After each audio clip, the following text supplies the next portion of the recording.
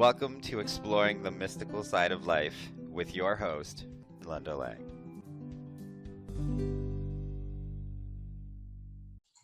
Hi, this is Linda Lang from ThoughtChange.com. We are exploring the mystical side of life once again. If you enjoy our conversations, please make sure you subscribe, share it with a friend. Today, I have the beautiful Dawn James here with me. Welcome, Dawn. Thank you so much, Linda. Very excited to be here. Dawn is a spiritual teacher and a sound healer who had an awakening experience. Awakening experiences come in all shapes, sizes, duration of time. Dawn, can you tell us a little bit about your experience? Absolutely. So, Linda, for me, I had a major life-changing event at the age of 38. But prior to that, I had what I call little bumps in the road. And they were very subtle, but they also changed an aspect of my life. Towards my 38th year, I had a very traditional life, married with children, climbing the corporate ladder.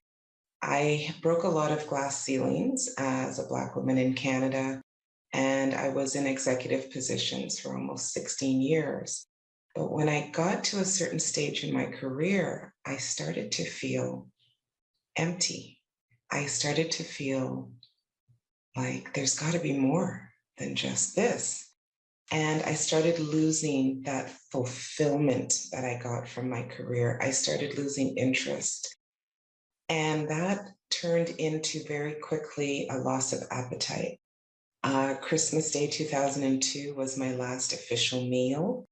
And I just was pulling away from everything, people, work, things I thought I enjoyed, and food, which I always used to love food. That transition took 3 months of not wanting anything. I sustained myself on water for almost 7 weeks, and that was my only sustenance. And so during this time, I felt like I was being emptied, like you're just pouring water out of a cup. But I didn't know why I was being emptied. It would take me a year plus to know what happened. March of 2003, it was the day before spring equinox. And I was so withdrawn from life and interest in everything, I decided to stop speaking. And I didn't speak another word. And so I spent almost 30 something hours not speaking. Now, married with 3 kids, can you imagine? No, I can't. Right. And so the day was unforgettable. I made breakfast in silence, kissed, hugged, everyone went off to do whatever. I didn't talk to anybody. I hung out with the dogs all day, and the dogs don't talk back. I didn't talk to them.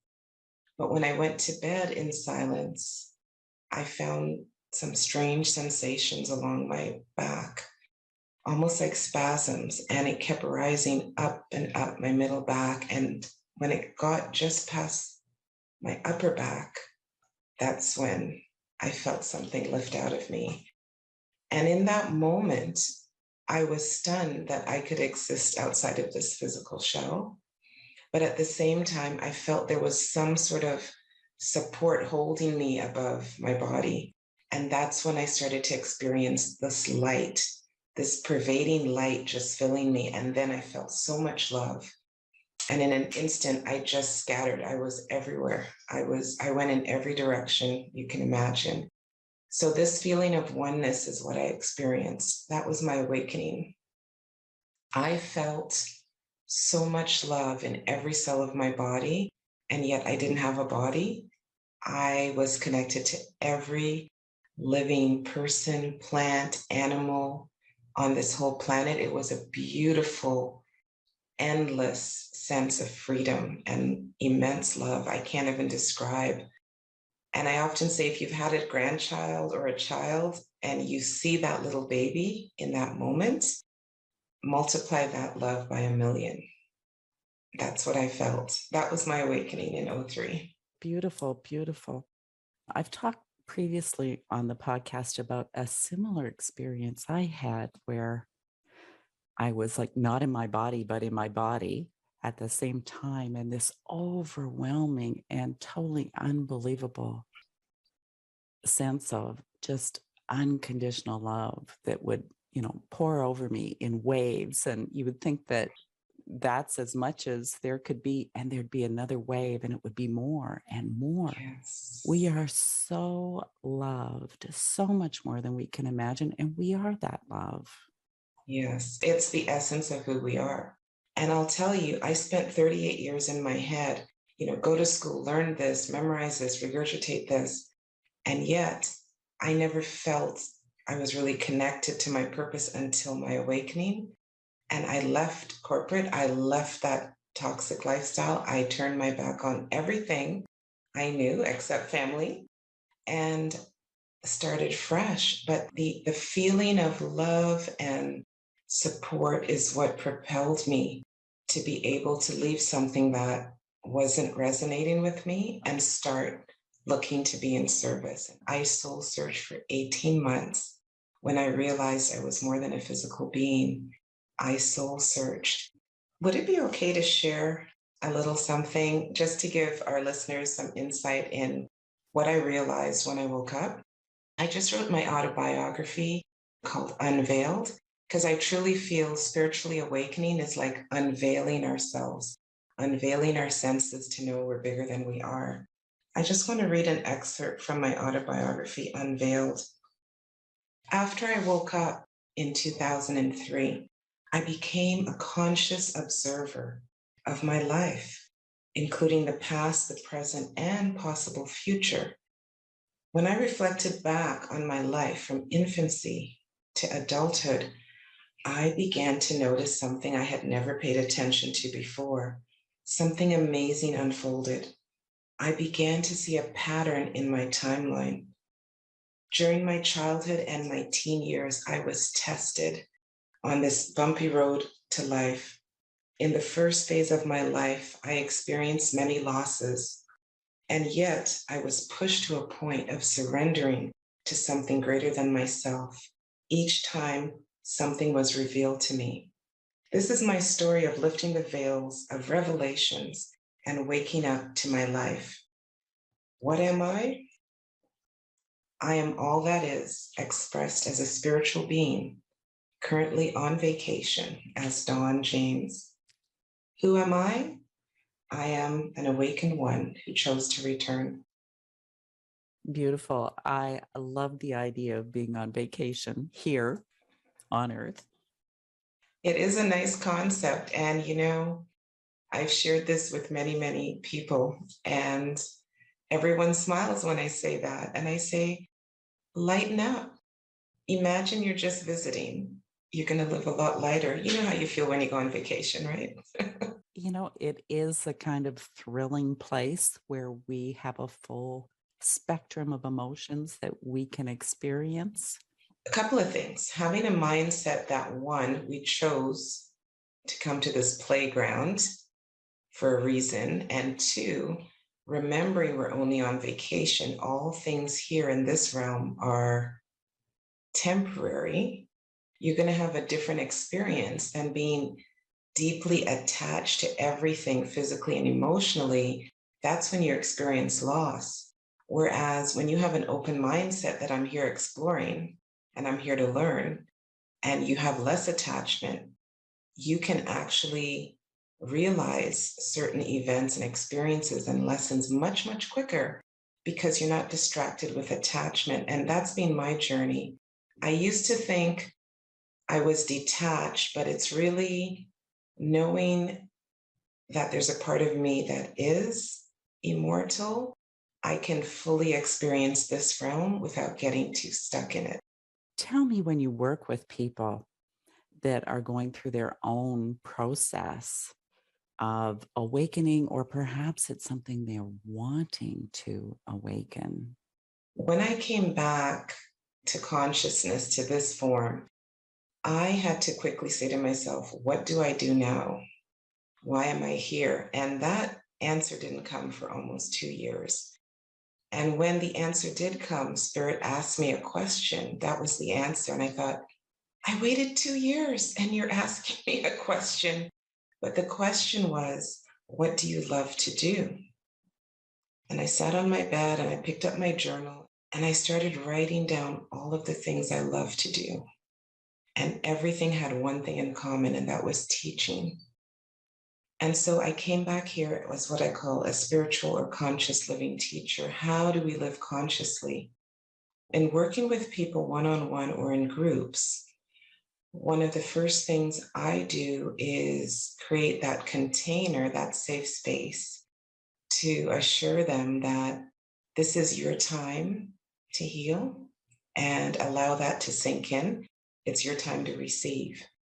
And for those people feeling the stirrings of awakening, they're not quite sure they belong here, or something's not right, they're not fulfilled anymore. I greatly invite them to start asking themselves some very deep questions. My introduction to self-realization and purpose came from journaling.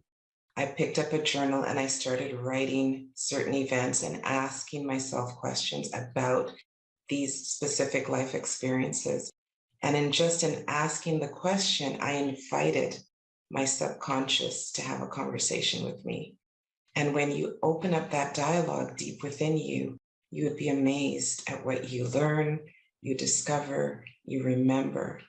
And so journaling has been a powerful tool that I have used with myself and others in the healing process and even in the awakening process, because we're multifaceted, right? You said yourself, we experience so many things in this physical form, and it can be distracting. So by sitting with yourself, being by yourself, asking yourself what I call thought-provoking questions, everything you need is right in here. And that was the message I got back when I came back. All you need is within you. I literally heard those words whispered in my ears, and I opened my eyes back to this form. And so all you need is within you is a very, very important message. And we can unlock that, get those answers when we start asking ourselves the question. So in a short answer, journaling, it is powerful. It is powerful. It's a powerful way to work with the unconscious. And the thing that I would really like the listeners to understand is that the unconscious has a direct line of communication to the higher self. They're in constant communication, not the conscious mind and the higher self. So when we can make friends with our unconscious and learn how to communicate with it and get that dialogue going, we have so much more cooperation and alignment than we can have just with our conscious mind. Absolutely. I love, Linda, that you said the word alignment, because that is the journey I've been on since 2003. We spend so much time up here in our minds that we sometimes neglect the heart. And I recently created a 90-day journaling program that brings people into alignment, mind, heart, body, soul, spirit. Because, like you said, when we have that cooperation on the physical and the spiritual level, we're good. We can express our dreams, we can fulfill our purpose, we can be in service fully and authentically when we're in alignment. It's called Journal with Dawn, go figure, but it's a 90-day journaling program, not just to help you get those answers you already have, unlock it, but rewrite your life script and fully integrate your spiritual and physical you. Another benefit of having that alignment is really getting inspiration, messages, intuitions, guideposts, manifestations flow easier, synchronicities. I mean, it's just such a beautiful way to live. It truly is. Staying in present moment awareness is the highest, most powerful, magical energy we can experience. And so that's where I try to play most days. That's where your presence lies too, in the present moment. So for listeners who are awakened or awakening, Unveiled, my autobiography, talks about topics such as Kundalini, astral projection, It does talk about possession. It's all shades of spiritual awakening. There are challenges that have been overcome. Relationships will come and go. All of the things that you may encounter, I talk about angelic intervention, prayers. I talk about various sensations and senses that get heightened, empathy. I do talk about addiction. I was a workaholic for 16 years. And what does it take to overcome addiction? So it is a rich blend of overcoming losses, being challenged to fight for your life, and also awakening to that beautiful higher self that we have. Beautiful that you mention the shifts that happen in the outer world during awakening, because it's not just snap your fingers and love and light and your life carries on only better. Your life transforms. Yes, it is a transformation. And one of the first things people notice when they're awakening or awakened is what they thought they valued no longer has meaning. So you have to almost rebuild yourself. Where do you find meaning? Where do you find purpose? What's going to make your heart sing when you wake up in the morning? That all is inner work that we have to do to create the new us. That takes time. And so I share with people the need to be patient and several tools that to help us get clarity on what is my soul purpose. It's not a rush. Allow it to unfold. It's not about rushing to do things and rushing. I see people taking 18, 20 courses a year. Why? You're the encyclopedia of knowledge. Honor yourself and allow the universe to find you. Sometimes you got to do nothing. Have you ever had that experience, Linda, where you're doing nothing and then, "Ah, I got a solution. I have an idea." Have you had that? Oh, absolutely. You need the space to receive the inspiration. I'm living proof to that. I had an executive corporate position, director position, and I left that. I walked away with zero clue what I was going to do. I've started from ground zero, but I listened to spirit and I listened to my heart. Take time, rediscover your soul purpose. Don't rush. Pause once in a while. There's a divine pause. Let the universe find you and show you the way. And that's been my journey.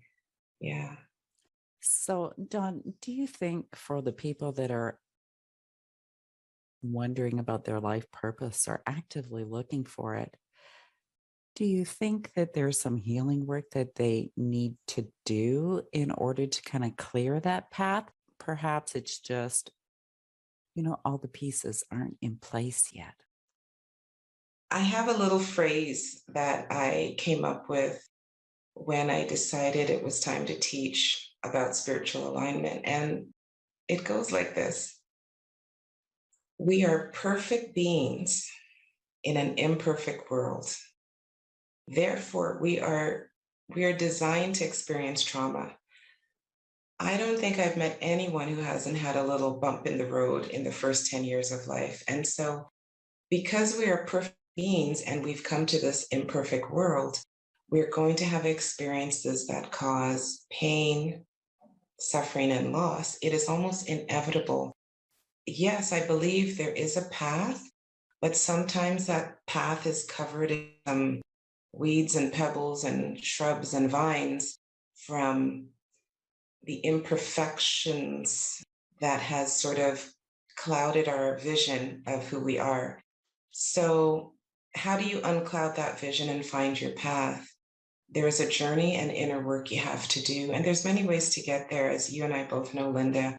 For some people, it is journaling. For other people, it's studying a holistic practice. For other people, they may need to sit with someone and counsel. I've seen people transform their lives through art. There was a gentleman in Ontario, he was diagnosed with cancer, and he left corporate and started drawing. And over the course of 2 years, he went into remission, and he literally said, "Art cured me." And he started a nonprofit called Art Cures. So Healing comes in so many ways. Our job is to pay attention to what's calling us and recognize that life doesn't happen to us, life happens for us. And if we can just go back and look at the lesson or the blessing or the bigger message in that experience, we'll begin to see there's a certain ebb and flow to our life. And so that's what I do in my journaling program. I encourage people, first thing we do is we do what I call getting out of the mindset. We sort of recalibrate some beliefs, shift things around a little bit. I have 3 courses on emotional healing, and then we move into what I call spiritual empowerment and spiritual alignment. Because, Linda, if we're so clouded with the pain of the past, how do we even begin to recognize the path for our purpose? Absolutely. Absolutely. That's the work I do too. It's just extra baggage that clouds our view. And weighs us down. It weighs us down. Emotions have weight. Absolutely. People are so amazed when they tune in energetically and can feel the weight of what they're carrying. It's incredible. It is incredible. I usually do a 1-hour sound bath. And as I'm playing the different instruments after the session, I invite people in the group to share. And it's like, I feel lighter. I feel bigger. I feel I could fly out of the room because we've allowed that heaviness. We've given our mind a break and we've allowed things to release, even on a etheric level and an emotional and mental level. We feel lighter.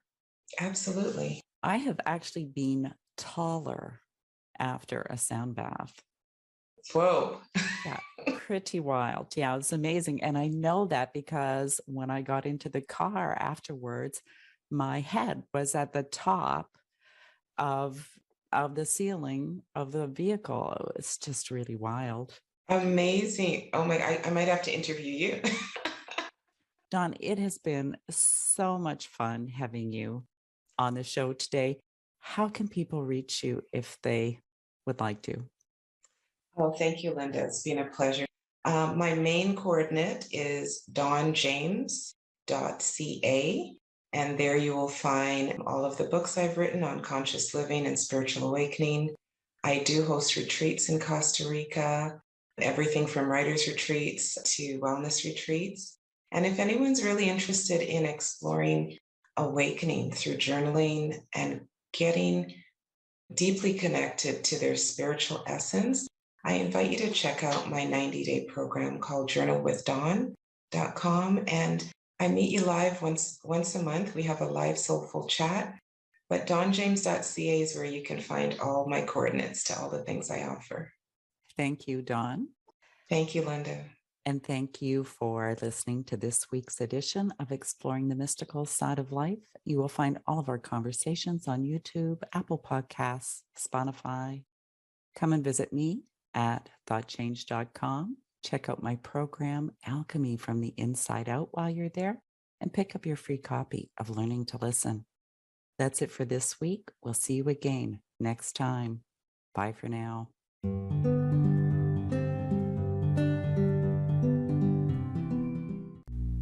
Thanks for tuning in. You can support this channel with likes and comments, and remember to subscribe. See you again next time.